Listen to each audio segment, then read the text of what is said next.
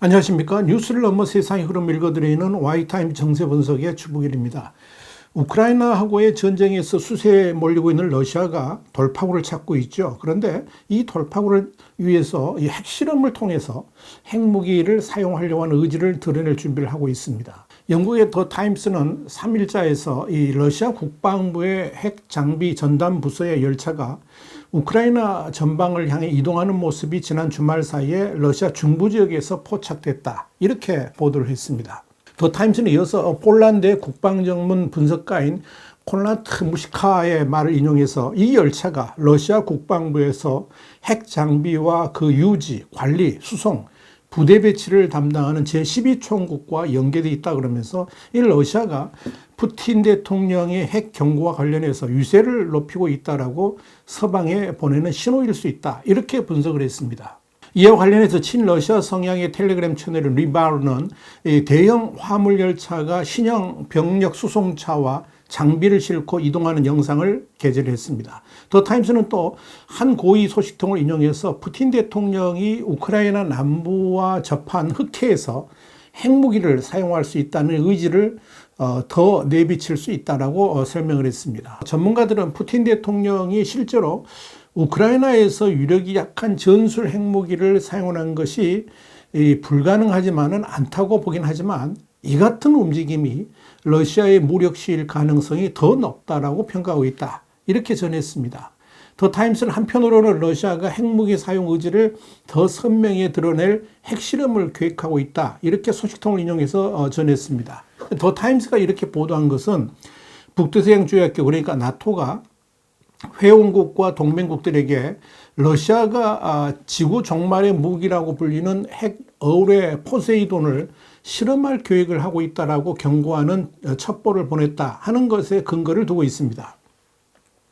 여기에 대해서 더 타임스는 포세이돈을 탑재한 러시아 잠수함 K329 벨로고드는 이 북극해를 향해 출항한 것으로 파악됐다라고 보도를 했습니다.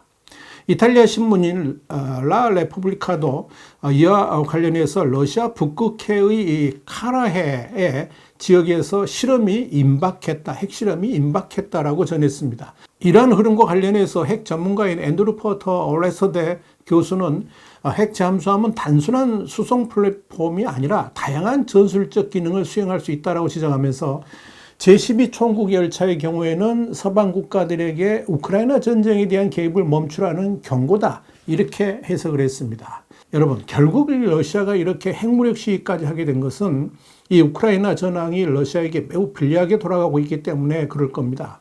미국의 뉴욕타임스는 미국 시간으로 3일자에서 이 러시아군이 계속해서 우크라이나군에게 밀리고 있고 이젠 군부에서 혼란의 조짐까지 보인다 그러면서 이 우크라이나군이 동부 루안스크주로 향하는 관문 도시를 탈환한 데 이어서 이번에는 남부의 헤르손주 전선을 깊숙이 파고들어서 이 러시아군 보급로 완전 차단을 목전에 두게 됐다라고 전했습니다. 러시아군도 전날 이 우크라이나 남부 헤르손 지역에 쳤던 방어선이 우크라이나 포병 부대에 의해서 뚫렸다라는 사실을 인정했습니다.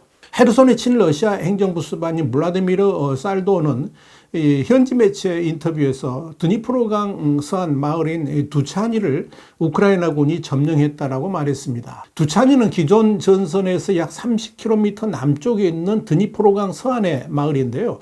이 우크라이나군은 이곳을 수복함으로써 이 헤르손주 내 드니프로강 서쪽에 주둔한 러시아군의 보급로 완전 차단에 한 발 더 가까이 다가갔습니다. 현재 드니프로강 서쪽에 주둔한 러시아군은 적게는 한 수천 명에서 최대 한 2만 5천 명에 달하는 것으로 추정됩니다.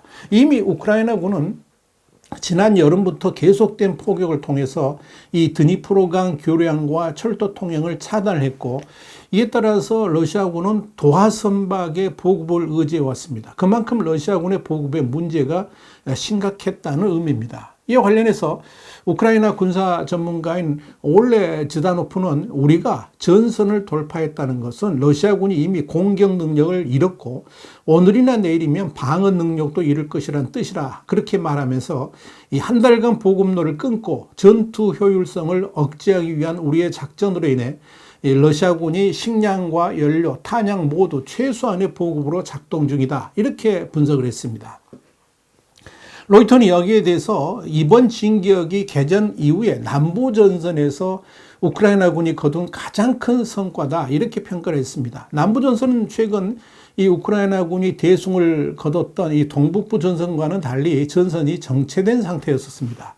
이 우크라이나군은 이 동부 지역의 도네츠크주 병참 요충지 리만을 탈환한 후에 루안스크주 수복을 위해서 계속 진격을 하고 있습니다. 자, 상황이 이렇게 푸틴이 합병을 선언한 지역들이 다시 이 우크라이나로 넘어갈 위기에 처하니까 국면 전환을 위해서 이 충격적 시도가 필요하다고 판단한 것으로 보입니다. 이 갈수록 푸틴이 외통수에 몰리고 있고 그런 위기를 탈출하는 방법으로 핵무력 시위를 하게 되었다 하는 그런 뜻입니다. 또 그런 시위의 첫 번째로 북극 또는 흑해에서 핵실험을 할 가능성이 있다 하는 그런 의미입니다. 여러분, 결국 이 핵무력 시위 카드를 꺼낸 푸틴의 마음속에는 유럽 전역에 핵무기를 통한 피해가 갈 수 있으니까 이 우크라이나에 대한 무기 지원을 더 이상 하지 말라라고 경고하는 것으로 보입니다. 실제로 푸틴 대통령은 지난 9월 30일 우크라이나 4개 점령지 합병을 선언한 뒤에 러시아는 모든 수단을 동원해서 영토를 지킬 것이라 그러면서 2차 세계대전 때 미국이 일본의 핵폭탄을 떨어뜨린 선례를 언급하면서 이 핵 사용 가능성을 시사한 바 있었죠. 중요한 것은 여기에 대한 서방 세계의 대응입니다. 미국을 비롯한 나토 그리고 유럽 진영이 푸틴의 협박에 어떻게 대처해 나가는가 여기에 달려있다 볼 수 있죠. 자, 그런데 지금 서방 국가들의 푸틴의 협박에 대한 대응은 매우 강경합니다. 미국은 연일 푸틴이 핵무기를 사용하게 될 경우에 후과에 대해서 경고를 하고 있고 나토 역시 푸틴의 핵무기 사용에 대해서 강력한 대응을 예고하고 있습니다. 이는 푸틴의 핵 위협이 전혀 먹히지 않고 있다는 것을 뜻하는 거죠. 자, 그렇다면 남은 것은 푸틴의 결정입니다. 갈수록 외통수의 길로 빠져들고 있는 푸틴의 결정을 크렘린 지도부라든지 군부까지 모두 적극 찬성 대열에 설 수 있을까? 이게 이제 주목하는 포인트입니다. 지난 2일 영국의 텔레그라프는 푸틴 대통령이 우크라이나 전선에서의 연이은 이 차질에 직면하면서 성급한 결정을 내리고 있다. 그러면서 최근 우크라이나 동부에서의 개전 이래 최대 패배는 이 러시아 내부의 상황을 극적으로 변화시켰으며 부분 동원령 선포와 우크라이나 내 점령지 4개 지역 그러니까 도네츠크, 루안스크, 자포리자, 헤르손의 이 병합 결정도 푸틴의 일방적인 결정에 따른 것이다. 이렇게 보도를 했습니다. 푸틴의 그런 결정은 패전을 선택할 수 없는 상황을 급반전시킬 카드가 필요했기 때문이라 그러면서 이 과정에서 푸틴 대통령은 자신의 계획을 제대로 공유하지 않아서 이 각계의 불만을 샀다. 이렇게 보도를 한 겁니다. 텔레그래프는 또한 한 정부 소식통을 인용해서 그렇게 중요한 결정을 하면서도 그 누구도 푸틴의 조치와 관련된 자세한 설명을 하지 않았다라고 말했고 다른 소식통들도 이 푸틴은 모든 사람에게 다른 것을 말한다. 경제뿐 아니라 전쟁도 그렇다. 협조 체계가 없어서 모든 것이 엉망진창이다. 이렇게 전했습니다. 텔레그래프는 그러면서 대다수 내부 소식통은 이미 러시아가 동원령을 내릴 것을 예상하고 있었지만 그 계획이 구체적으로 조정되지 않아 혼란을 불렀다 그러면서 러시아 정부의 고위 직책자 중 그 누구도 이 푸틴 대통령에게 전쟁을 멈춰야 한다는 의견을 내지 않고 있다. 이렇게 전했습니다.